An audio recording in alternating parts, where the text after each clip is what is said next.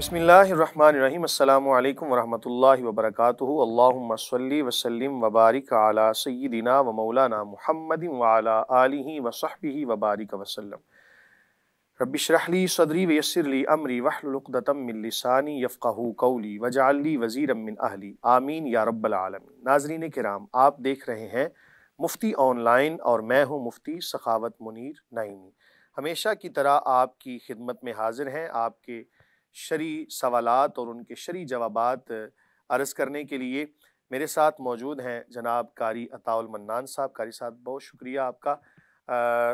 कारी साहब, आप तिलावत से प्रोग्राम का आगाज़ करें, फिर हम प्रोग्राम को आगे बढ़ाते हैं। अऊज़ु बिल्लाहि मिनश शैतानिर रजीम। बिस्मिल्लाहिर रहमानिर रहीम। फस्तजाब लहुम रब्बुहुम अन्नी ला उज़ीअु अमल आमिलिन मिनकुम मिन ज़करिन औ उन्सा बअदुकुम मिन बअद फल्लज़ीना हाजरू व उख़रिजू मिन दियारिहिम व ऊज़ू फ़ी सबीली व क़ातलू व क़ुतिलू लउकफ़िरन्न عنهم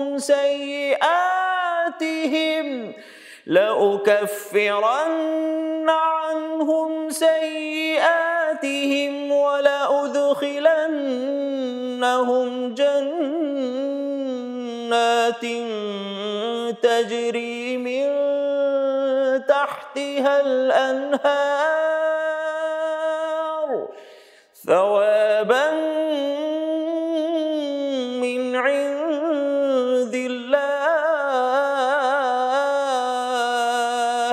والله عنده حسن الثواب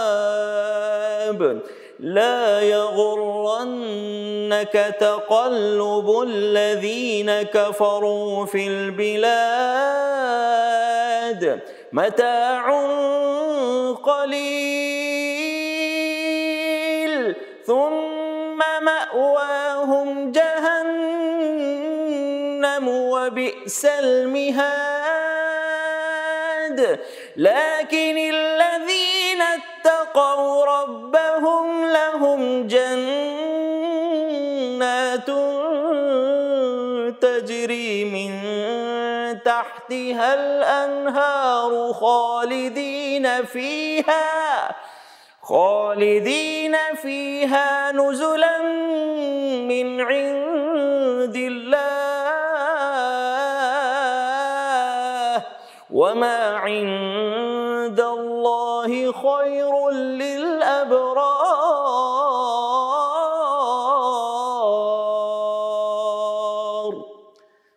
صدق الله العظيم۔ ترجمہ سماعت فرما لیجئے۔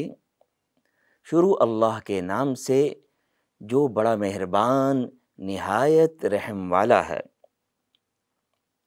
چنانچہ ان کے پروردگار نے ان کی دعا قبول کی اور کہا کہ میں تم میں سے کسی کا عمل ضائع نہیں کروں گا، خواہ وہ مرد ہو یا عورت، تم سب آپس میں ایک جیسے ہو۔ لہٰذا جن لوگوں نے ہجرت کی اور انہیں ان کے گھروں سے نکالا گیا اور میرے راستے میں تکلیفیں دی گئیں اور جنہوں نے دین کی خاطر لڑائی لڑی اور قتل ہوئے، میں ان سب کی برائیوں کا ضرور کفارہ کر دوں گا اور انہیں ضرور ضرور ایسے باغات میں داخل کروں گا جن کے نیچے نہریں بہتی ہوں گی۔ یہ سب کچھ اللہ کی طرف سے انعام ہوگا اور اللہ ہی ہے جس کے پاس بہترین انعام ہے۔ جن لوگوں نے کفر اپنا لیا ان کا شہروں میں خوشحالی کے ساتھ چلنا پھرنا تمہیں ہرگز دھوکے میں نہ ڈالے۔ یہ تو تھوڑا سا مزہ ہے جو یہ اڑا رہے ہیں، پھر ان کا ٹھکانہ جہنم ہے اور وہ بدترین بچھونا ہے۔ لیکن جو لوگ اپنے پروردگار سے ڈرتے ہوئے عمل کرتے ہیں ان کے لیے ایسے باغات ہیں جن کے نیچے نہریں بہتی ہیں، اللہ کی طرف سے میزبانی کے طور پر وہ ہمیشہ ان میں رہیں گے، اور جو کچھ اللہ کے پاس ہے وہ نیک لوگوں کے لیے کہیں بہتر ہے، بے شک اللہ نے سچ فرمایا۔ ماشاء اللہ، جزاک اللہ خیرہ۔ احباب ذی وقار، ناظرین و سامعین، آپ دیکھ رہے ہیں مفتی آن لائن۔ اپنے سوالات ہمیں بھیجتے رہیے، ہمارے جو سکرین کے اوپر نمبرز ہیں، اس کے علاوہ جو بھی ہمارے سوشل میڈیا پہ پیجز ہیں اس پر اپنے سوالات بھیجتے رہیے۔ تو احباب ذی وقار، جیسا کہ ابھی آپ قاری صاحب سے تلاوت قرآن پاک سن رہے تھے، یاد رکھیں کہ یہ قرآن کوئی اتنا آسان نہیں تھا کہ یہ انسان اس کو قبول کر لیتا اور اس کی زبان پر ایسے ہی جاری ہو جاتا۔ قرآن خود کہتا ہے لو انزلنا ھذا القرآن علی جبل لرأیتہ خاشعا متصدعا من خشیۃ اللہ، جس کا مفہوم یہ ہے کہ قرآن اگر پہاڑوں پر نازل کیا جاتا تو اس کے رعب سے اور اس کے بوجھ کو برداشت نہ کر سکنے کی وجہ سے وہ ریزہ ریزہ ہو جاتے، لیکن انسان نے اس کو قبول کیا۔ یاد رکھیں جو ہم آج آسانی کے ساتھ تلاوت کلام پاک کرتے ہیں، ہمیں وہ اس کا وزن محسوس نہیں ہوتا، اس کا وہ سمجھ لیں کہ بوجھ محسوس نہیں ہوتا۔ اس کی وجہ یہ ہے کہ یہ قرآن ڈائریکٹ ہمارے اوپر نازل نہیں ہوا۔ اگر ڈائریکٹ ہمارے اوپر نازل ہوتا تو یقیناً ہم اس کا بوجھ برداشت نہیں کر سکتے تھے۔ یہ رسول کریم صلی اللہ علیہ وآلہ وسلم کے مبارک قلب کے اوپر اترا اور وہاں سے ہوتا ہوا صحابہ کرام علیہم رضوان کے ذریعے ہم تک پہنچا، اور آج ہم اس کو آسانی کے ساتھ تلاوت کر رہے ہیں، ہمیں اس کا وہ بوجھ محسوس نہیں ہوتا۔ یہ نبی کریم صلی اللہ علیہ وآلہ وسلم کے مبارک سینے کا کمال ہے کہ جس نے اس تمام بوجھ کو برداشت کیا اور ہمیں آسان کر کے قرآن پیش کر دیا۔ یاد رکھیں اگر آپ کا دل کرے، بلکہ ہم سب کا اگر یقیناً دل کرتا ہے کہ ہم اللہ سے بات کریں تو قرآن پڑھا کریں، اور جب دل کرے کہ رسول اللہ صلی اللہ علیہ وآلہ وسلم سے بات کریں، ان سے کلام کریں، تو حدیث رسول صلی اللہ علیہ وآلہ وسلم اس کو پڑھا کریں۔ اللہ تعالی ہمیں ڈھیروں ڈھیر برکتیں عطا فرمائے۔ تو آج کے سوالات کی طرف آتے ہیں۔ قاری صاحب، کون سے سوالات آج احباب کی طرف سے، ناظرین و سامعین کی طرف سے بھیجے گئے، وہ بتائیے، ہم ان کا شرعی جواب عرض کریں۔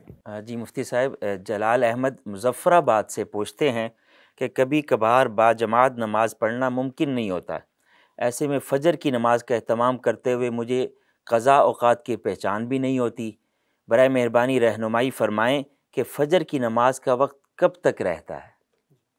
پہلی بات تو یہ یاد رکھیں پیارے بھائی کہ قضاء نماز جو ہے نا، اس کو مردوں کے لیے مسجد کے اندر ادا کرنا یہی لازم ہے۔ اگر ادا نہیں کرتے تو رسول اللہ صلی اللہ علیہ وآلہ وسلم کا وہ فرمان یاد رکھنا چاہیے۔ حضور نبی کریم صلی اللہ علیہ وآلہ وسلم فرماتے ہیں، جس کا مفہوم ہے کہ اگر مجھے خواتین اور بچوں کا خیال نہ ہوتا تو میرا دل کرتا ہے کہ جو نوجوان گھروں کے اندر نماز پڑھتے ہیں میں ان کے گھروں کو آگ لگا دوں۔ تو اس وعید سے بچنے کے لیے جب یہ چیز پیش نظر ہونا کہ ہمارا کوئی بہت محبت والا ہم سے ناراض ہو جائے گا، تو پھر ہمیں جماعت میں حاضر ہونے کے لیے کوئی مشکل نہیں لگے گا۔ اور یہ بات بھی یاد رکھیں کہ جب ہمیں پتہ ہونا کہ ہم نے فلاں فلائٹ پکڑنی ہے تو ہم 3 گھنٹے پہلے ایئرپورٹ پہ پہنچ جاتے ہیں۔ اس سے ہمارے ایمان کی کمزوری ظاہر ہوتی ہے۔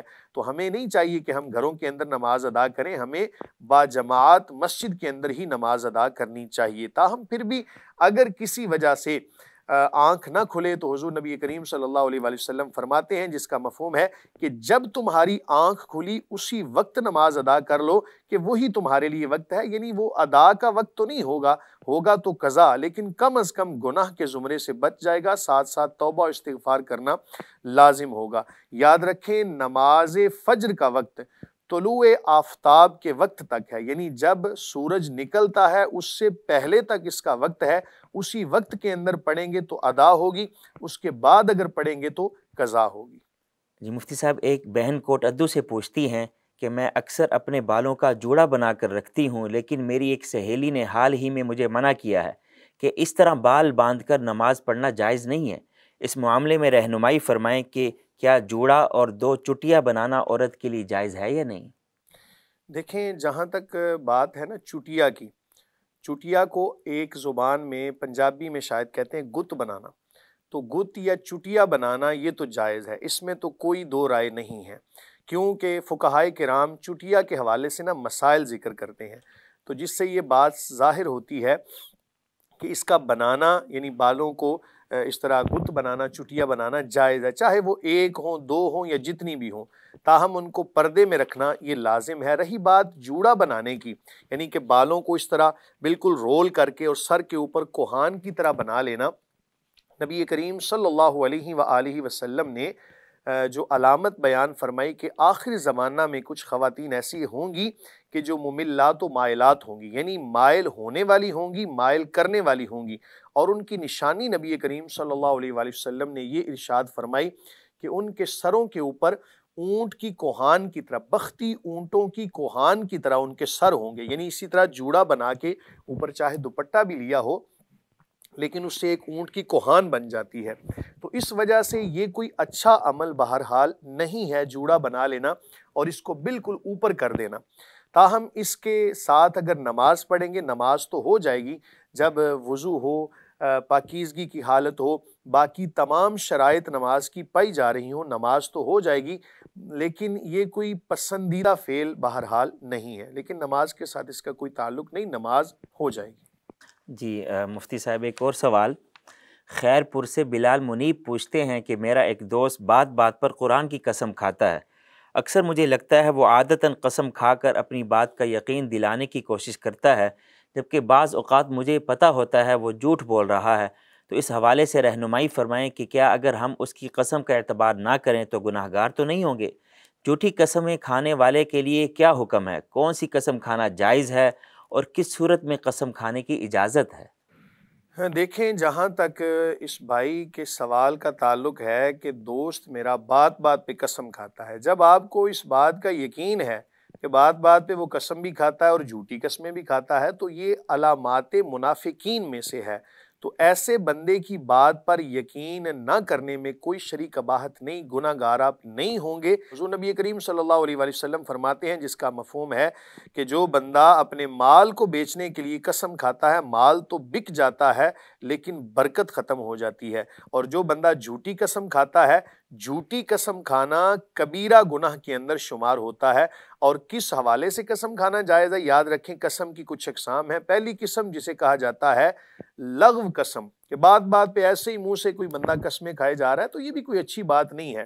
اور ایک بندہ جھوٹی قسم کھائے، ماضی کے اندر کوئی واقعہ ایسا ہوا کہ اس کو ثابت کرنے کے لیے یہ بندہ قسم کھا رہا ہے، اگر جھوٹی قسم کھائے گا تو گناہ گار ہے، سچی قسم کھائے گا تو پھر بھی دیکھیں، اگر آپ سچے ہیں تو آپ کو قسم کھانے کی ضرورت نہیں پڑنی چاہیے، اور اگر آپ نے جھوٹ بولنا ہے تو پھر قسم کو اختیار کرنا، یہ تو ایک طرح سے اللہ تعالیٰ کے نام کو غلط طور پہ استعمال کرنا تو گناہ کے زمرے میں آئے گا۔ اسی کو یمین غموس کہا جاتا ہے۔ یمین غموس اس وجہ سے کہ یہ گناہ کے اندر انسان کو ڈبو دیتی ہے۔ تیسری قسم کی قسم ہے جسے کہا جاتا ہے یمین منعقدہ، یعنی مستقبل میں کسی کام کے کرنے یا نہ کرنے کے بارے میں قسم کھائے۔ کوئی بندہ کہے جی میں مثال کے طور پہ کوئی بندہ کہہ رہا ہے کہ اللہ کی قسم میں کبھی نماز نہیں چھوڑوں گا، اب جب اس نے نماز چھوڑی قسم ٹوٹ جائے گی، ایسی صورت میں اس کو قسم کا کفارہ دینا ہوگا۔ بہرحال اچھے کام کے لیے قسم کھانا جائز ہے، اور برے کام کے لیے اگر بالفرض کسی نے قسم کھا لی گناہ کے زمرے میں آئے گا، قسم کو توڑنا لازم ہوگا، لیکن پھر بھی اس کا کفارہ ادا کرنا ضروری ہوگا۔ قسم کا کفارہ پارہ نمبر 7 کے اندر 3 روزے بھی رکھ سکتے ہیں، 10 مساکین کو کھانا کھلا سکتے ہیں، یا ان کے کپڑے، یا پھر ایک غلام کو آزاد کرنا، تو یہ قسم کا کفارہ ہے۔ کسی حال میں بھی اگر قسم ٹوٹ گئی، ایسی قسم کہ جس کو منعقدہ کہا جاتا ہے، یعنی مستقبل میں کسی کام کے کرنے یا نہ کرنے کے بارے میں قسم کھائی، تو بہرحال اگر کوئی آپ کی بات پر یقین نہیں کر رہا اور آپ کو ضرورت پڑ گئی اپنی بات کو ثابت کرنے کی، تو صرف اللہ کی قسم کھائی جائے، اللہ کے علاوہ کسی اور کی قسم کھانا جائز نہیں ہوگا۔ اللہ کے علاوہ سرکار علیہ الصلوۃ والسلام کی کسی نے قسم کھائی تو؟ دیکھیں، غیر اللہ کی قسم کھانا جائز نہیں ہے۔ ہاں، کسی نے اگر یہ کہا کہ اللہ کے رسول، تو نسبت اللہ تعالیٰ کی طرف کی تو اس صورت میں جائز ہوگا۔ قرآن کی قسم کھائی تو قرآن بھی چونکہ کلام اللہ ہے، اس وجہ سے نسبت اللہ تعالیٰ کی طرف ہو تو جائز، ورنہ غیر اللہ کی قسم کھانا جائز نہیں۔ بعض لوگ یوں بھی کہہ دیتے ہیں میں تمہیں اللہ کی قسم دیتا ہوں، مجھے فلاں بات بتا دو۔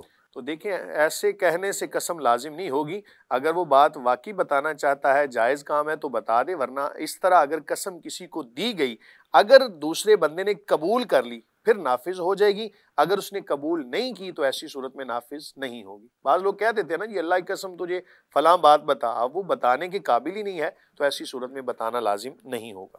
جی اگلا سوال شامل کرتے ہیں۔ ایک بہن نواب شاہ سے پوچھتی ہیں کہ میرا شوہر ہے بد مزاج ہے، گھر میں کسی کام میں غفلت یا کوتاہی ہو جائے تو مجھے کہتا ہے کہ تمہیں طلاق دے دوں گا۔ طلاق کی تلوار اس قدر میرے سر پر لٹکتی رہتی ہے کہ مجھے ہر وقت یہ خوف رہتا ہے میرا شوہر کسی بھی وقت مجھے طلاق دے دے گا۔ اس معاملے میں رہنمائی فرمائے، مجھے کیا کرنا چاہیے؟ دیکھیں بات بات پہ ایسی چیزوں کی دھمکی دینا یہ جائز نہیں ہوتا۔ ایسی صورتحال کے اندر نا گھر کے اندر ناچاکیاں پیدا ہوتی ہیں، اور آپ کے خاوند کو چاہیے کہ ایسے کام سے توبہ کرے، اللہ تعالیٰ کی طرف رجوع کرے۔ تاہم اس سے طلاق نافذ تو نہیں ہوتی، لیکن پھر بھی ایسی دھمکیاں دینا، تو وہ مرد ہی کیا کہ جو خاتون سے جھگڑے، کہ بھئی جھگڑنا ہے تو کسی اپنے برابر سے جھگڑو نا۔ رسول اللہ صلی اللہ علیہ وآلہ وسلم نے خواتین کے ساتھ حسن سلوک کا حکم دیا ہے، اور اگر کوئی بندہ ان کے ساتھ حسن سلوک نہیں کرتا تو رسول معظم صلی اللہ علیہ وآلہ وسلم کے اس فرمان کو ایک طرح سے ٹھکرا رہا ہے کہ نبی کریم صلی اللہ علیہ وآلہ وسلم نے جب آپ کا ظاہری طور پہ آخری وقت تھا، آپ وصال فرما رہے تھے، تو آپ نے دو چیزوں کے بارے میں تاکید فرمائی۔ ایک فرمایا کہ اے میری امت کبھی نماز نہ چھوڑنا، اور دوسرا اپنے ماتحت لوگوں کے بارے میں اللہ سے ڈرنا، اور تمہارے ماتحت کون ہیں؟ تمہاری ازواج ہیں، تو اس لیے حسن سلوک ہی اختیار کیا جائے۔ بات بات پہ طلاق کی دھمکی دینا یہ جائز نہیں ہے۔ تاہم آپ صبر کریں اور اللہ تعالیٰ سے دعا کرتی رہیں، امید کرتے ہیں کہ آپ کے خاوند کا مزاج بدلے گا اگر آپ حسن سلوک کا مظاہرہ کریں گے۔ ٹھیک ہو گیا مفتی صاحب۔ اگلا سوال ہم اس میں شامل کرتے ہیں۔ مفتی صاحب میٹرک کے اسٹوڈنٹ رانا امتیاز چیچا وطنی سے پوچھتے ہیں کہ میرے والدین میں اکثر لڑائی جھگڑا ہوتا رہتا ہے، اکثر میرے والد میری والدہ پر ہاتھ اٹھاتے ہیں، اب مجھ سے برداشت نہیں ہوتا، اس لیے میں انہیں روکنے کی کوشش کرتا ہوں تو والد مجھے کہتے ہیں کہ یہ میرا اور میری بیوی کا معاملہ ہے، تم درمیان میں آ کر میری نافرمانی کر رہے ہو۔ میری رہنمائی فرمائیں کہ اپنے باپ کو ماں سے زیادتی کرنے سے روکنے سے کیا میں واقعی گناہ گار ہو جاؤں گا؟ میرے لیے حکم شرع کیا ہوگا؟ دیکھیں والدہ ہو یا والد ہو، دونوں ہی اولاد کے لیے قابل تعظیم ہیں، اور دونوں کا احترام کرنا اولاد کے اوپر لازم ہے۔ اگر ماں کے قدموں کے نیچے جنت ہے تو باپ جنت کا دروازہ ہے۔ والدین اولاد کے لیے جنت بھی بن سکتے ہیں، یعنی ذریعہ بن سکتے ہیں، جہنم کا ذریعہ بھی بن سکتے ہیں۔ اگر ان کی فرما برداری کرتا ہے تو یقیناً امید کی جاتی ہے کہ جنت میں جائے گا، اور اگر نافرمانی کرتا ہے تو ایسی صورت میں جہنم بھی مقدر بن سکتی ہے۔ آپ کے لیے بیٹا دونوں ہی قابل تعظیم ہیں۔ آپ احسن طریقے سے والد صاحب کو سمجھا سکتے ہیں، تاہم کسی ایک طرف آ جانا اور دوسرے کی نافرمانی کرنے سے آپ اپنا نقصان کریں گے۔ دونوں کی تعظیم کرنا آپ کے لیے ضروری ہے۔ اچھے طریقے سے سمجھاتے رہیں اور ساتھ ساتھ اللہ تعالیٰ سے دعا بھی کرتے رہیں، اور امید کرتے ہیں کہ اللہ تعالیٰ آپ کے والد صاحب کا دل بدلے اور ان کو ایسے کاموں سے پرہیز ہو اور ان کاموں سے تائب ہو جائیں اور اللہ تعالیٰ کی بارگاہ میں رجوع کریں۔ والدین کی کتنی فرما برداری کرنی چاہیے؟ اگر وہ کہے کہ اپنی بیوی کو طلاق دے دو تو ہم فرما برداری کر سکتے ہیں ان کی اس معاملے میں؟ دیکھیں قاری صاحب، یہ مسئلہ جو ہے نا کہ اس پر نا کچھ لوگ قیاس کرتے ہیں حضرت ابراہیم خلیل اللہ علیہ السلام کے حوالے سے، کہ جب انہوں نے اپنے بیٹے حضرت اسماعیل علیہ السلام کو فرمایا کہ اپنی گھر کی چوکھٹ بدل لینا تو انہوں نے طلاق دے دی۔ دیکھیں وہ نبی ہیں اور صاحب وحی ہیں، عام بندے کے لیے یہ جائز نہیں ہے۔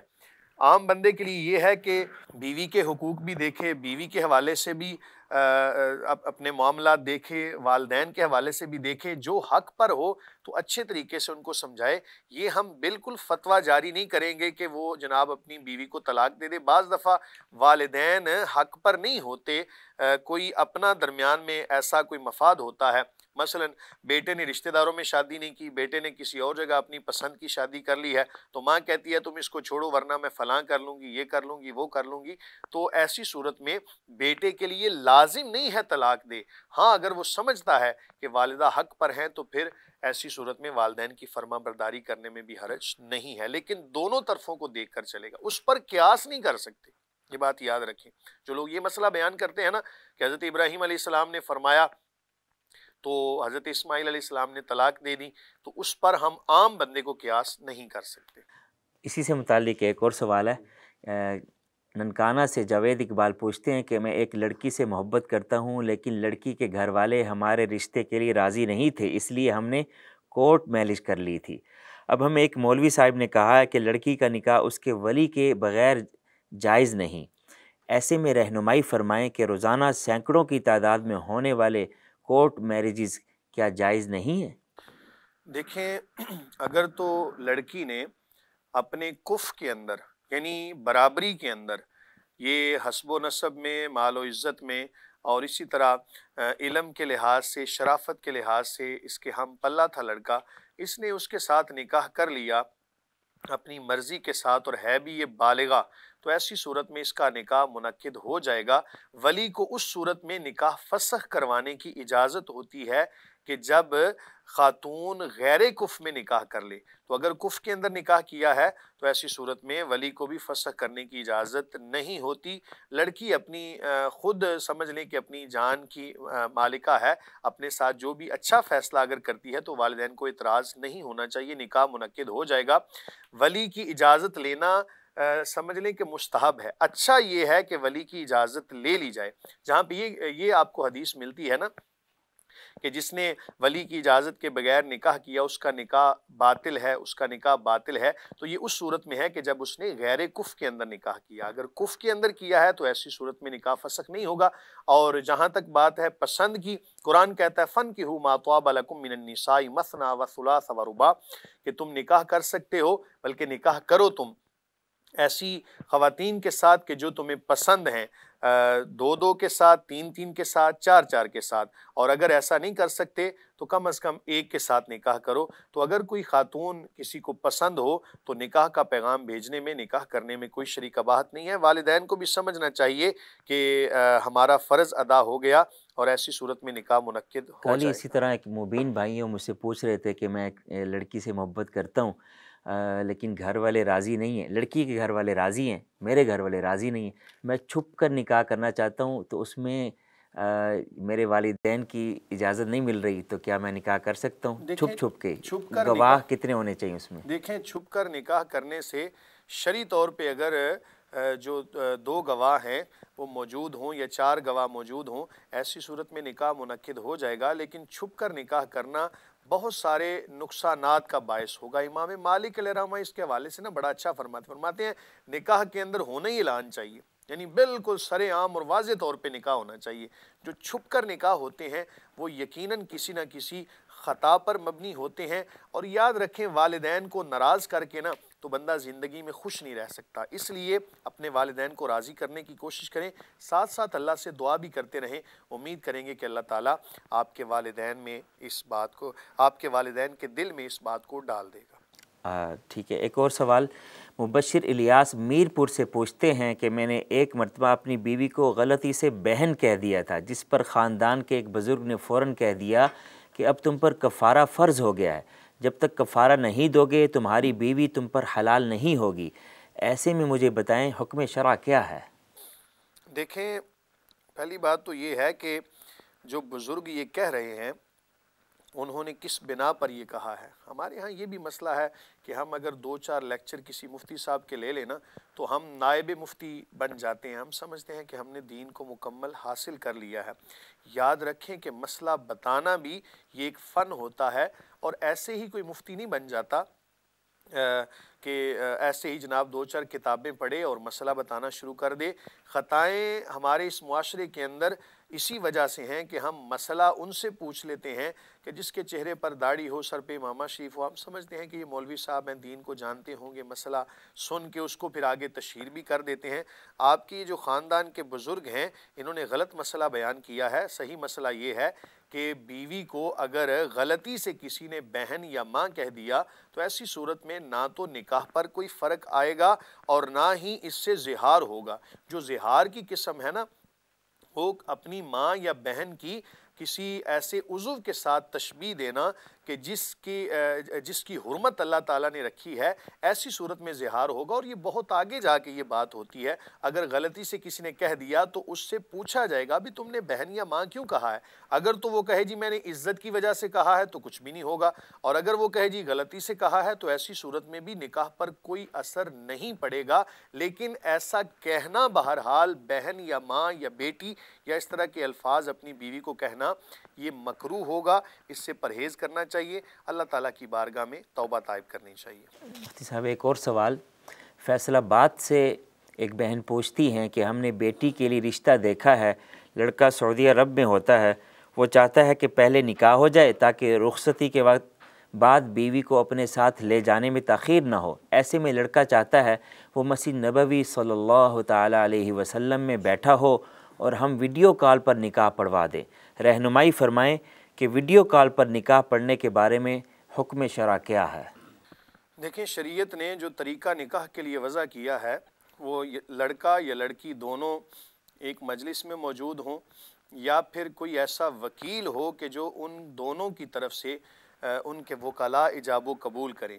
اگر محض ویڈیو کال پہ ایجاب و قبول کروایا تو اس حوالے سے علماء فرماتے ہیں، فقہائے کرام اس کے بارے میں لکھتے ہیں کہ ایسا نکاح منعقد نہیں ہوگا، وہ اسی طرح اجنبی ہیں جس طرح پہلے تھے۔ اگر ایسی صورتحال میں نکاح کروایا نافذ نہیں ہوگا، دوبارہ سے نکاح کروانا ضروری ہوگا۔ اس میں آپ یہ کر سکتے ہیں کہ وہاں سے کسی کو وکیل بنا کر بھیج دیں، اور ادھر سے جو خاتون ہے وہ بھی اپنا کوئی وکیل بنا لے، اور وکیل آپس میں ایجاب و قبول کر لیں۔ آپ اگر نکاح نامہ اٹھاتے ہیں تو اس کے اندر یہ تمام تر چیزیں موجود ہوتی ہیں کہ آیا دولہا کی طرف سے کوئی وکیل مقرر ہے یا دولہا بذات خود موجود ہے۔ تو اگر وہ بذات خود کسی اور ملک میں ہے، اس کا وکیل آتا ہے، وہ ایجاب و قبول کرتا ہے تو نکاح نافذ ہو جائے گا۔ ویڈیو کال پہ بہرحال نکاح نافذ نہیں ہوگا۔ ٹھیک ہو گیا۔ ویڈیو کال پر اکثر لوگ نکاح کر بھی لیتے ہیں اور پھر آ کر پاکستان میں رخصتی بھی ان کی ہو جاتی ہے، کئی بار ایسا ہوا ہے، تو ان کا نکاح کیا فسخ ہو جائے گا؟ دیکھیں، نکاح ہوا ہی نہیں، فسخ ہونا تو بعد کی بات ہے نا۔ نکاح ہوا ہی نہیں تو پھر فسخ کیا کریں گے؟ ایسی صورت میں یہ ہے کہ اگر وہ قانونی تقاضے پورا کرنا چاہتے ہیں، ہوگا تو یہ جھوٹ ہی کہ ایسے ہی نکاح نامہ بنا لیا جائے، ویڈیو کال پہ ایجاب و قبول کر لیا جائے، اور کچھ لوگ اپنی مجبوری بتاتے ہیں جی ہمارے ڈاکومنٹس تب بنیں گے جب ہم نکاح کریں گے۔ نہیں دیکھیں مفتی صاحب، جدید دور ہے، ایک طرف دلہا موجود ہے، دوسری طرف دلہن موجود ہے، اور وہ نظر آ رہے ہیں اسکرین پر، آمنے سامنے ہی تو ہوئے۔ دیکھیں، شریعت ہماری رائے کے مطابق نہیں چلتی، ہم مسئلہ کی نوعیت قرآن و سنت سے اخذ کرتے ہیں۔ وکیل یا تو ایجاب و قبول کروائے گا، یا پھر خود بذات خود وہ دونوں ایجاب و قبول کروائیں، تب نکاح نافذ ہوگا۔ ہم حلال و حرام کے دیکھیں نا، پوری زندگی انہوں نے ساتھ رہنا ہے، اور ہم ایسا ایک مسئلہ شرعی بیان کر دیں جس کی وجہ سے ان کا نکاح ہو ہی نہ، تو پھر گناہ گار کون ہوگا؟ جو مسئلہ بتانے والے ہیں۔ تو خاص طور پہ جب حلال اور حرام کا مسئلہ ہو تو ایسی صورت میں بہت زیادہ احتیاط کی ضرورت ہے۔ تاہم جدید مسائل ہیں، لیکن بہتر یہی ہے کہ ان کی طرف سے وکیل ان کا ایجاب و قبول کرے تاکہ کوئی بالکل شبہ رہی نہ۔ ہاں، اگر ویڈیو کال پر وکیل ہی بنا دیا جائے تو وکیل فون پر، بعض علماء نے لکھا ہے کہ ویڈیو کال پر اس نے اگر وکیل بنایا تو نکاح نافذ ہو جائے گا، لیکن میرا مشورہ یہ ہے کہ حلال و حرام کا مسئلہ ہے، احتیاط اسی میں ہے کہ وہ بندہ خود کسی کو وکیل بنا کے بھیجے، یا ظاہر ہے اس کا وکیل جب ایجاب و قبول کر لے گا تو نکاح نافذ ہو جائے گا۔ دوسری صورت یہ ہے کہ اگر ایسی صورتحال میں نکاح کر کے تو رخصتی ہو جاتی ہے، خاتون وہاں پہ چلی جاتی ہے، تو دوبارہ سے وہ نکاح کر لے تاکہ اگر کوئی شبہ بھی ہو تو وہ شبہ ختم ہو جائے۔ جی ماشاءاللہ۔ اگلا سوال شامل کرتے ہیں۔ مریدکے سے فہد جمیل پوچھتے ہیں کہ میرے والد صاحب نے ناراض ہو کر مجھے عاق کر دیا تھا، کیا شرعاً والدین اولاد کو عاق کر سکتے ہیں؟ دیکھیں جی، عاق کا مسئلہ، عاق کا معنی ہوتا ہے، حقوق کا جو لفظ ہے نا، یہ نافرمانی سے نکلا ہے۔ کوئی بھی والد اپنی اولاد کو نافرمانی کی وجہ سے کہتا ہے کہ جی میں اپنی تمام منقولہ غیر منقولہ فلاں فلاں جائیداد سے اس کو عاق کرتا ہوں بوجہ نافرمانی، تو یاد رکھیں جس کو حق اللہ تعالیٰ نے دیا ہے نا، کسی بندے کے حق لینے سے اس کا حق سلب نہیں ہو جائے گا۔ اگر کسی کو عاق کر دیا تو والد کی وفات کے بعد جس کو آگ کیا تھا شرعی طور پر اس کو اتنا ہی حصہ ملے گا جتنا شریعت نے مقرر کیا ہوا ہے، وہ اسی طرح اس کا بیٹا ہے۔ کسی کے کہنے سے جی یہ میرا بیٹا نہیں، فلاں نہیں، فلاں نہیں، جو اللہ تعالیٰ نے چیزیں مقرر کر دی ہیں اس میں بندے کو کسی طرح کا کوئی اختیار نہیں ہے۔ اس کے والد کے دنیا سے جانے کے بعد اس کو اسی طرح حصہ ملے گا جس طرح عام بیٹوں کو حصہ دیا جاتا ہے۔ آگ یوں سمجھیں کہ آگ کی کوئی شرعی حیثیت نہیں ہے، آگ کرنے سے بیٹا جائیداد سے بے دخل شرعی طور پہ نہیں ہو جاتا۔ ٹھیک ہے، پاکستانی قانون کے مطابق یہاں پر جو قانون چل رہا ہے اس میں تو کہتے ہیں آگ کر دیا بس ختم کہانی، وراثت میں کوئی حصہ نہیں ملے گا، یہ بات دیکھیں بھی بہت کرتے سارے ایسے مسائل ہیں کہ جس کے حوالے سے نا نظر ثانی کی ضرورت ہے۔ انہی میں سے ایک مسئلہ یہ بھی ہو سکتا ہے، چونکہ میں تو شرعی رہنمائی کر سکتا ہوں کہ شریعت میں اس کے بارے میں کیا حکم ہے، اس لیے میں نے شرعی مسئلہ بیان کر دیا۔ اب جو ملک پاکستان کے قانون کے حوالے سے ہے، یہ میں اس کے حوالے سے کوئی تو اس کا مطلب کہ وراثت میں حصہ ملے گا اس جی کو؟ وراثت میں بالکل اس کو حصہ ملے گا، شریعت نے اس کا حصہ جو مقرر کیا ہے۔ شکریہ مفتی صاحب، آپ سب احباب کا بھی شکریہ جو اپنے سوالات ہمیں بھیج رہے ہیں۔ امید ہے مفتی صاحب کے قرآن و سنت کی روشنی میں دیے گئے جوابات سے آپ کو خوب رہنمائی ملی ہوگی۔ آپ سب سے بھی گزارش ہے کہ اپنے دینی معاملات میں، شرعی معاملات میں اور معاشرتی معاملات میں رہنمائی لینی ہو تو مفتی آن لائن میں اپنے سوالات سکرین پر دیے گئے نمبر پر بھیجیں، اور آپ ہمارے سوشل میڈیا پلیٹ فارم پر بھی رابطہ کر سکتے ہیں۔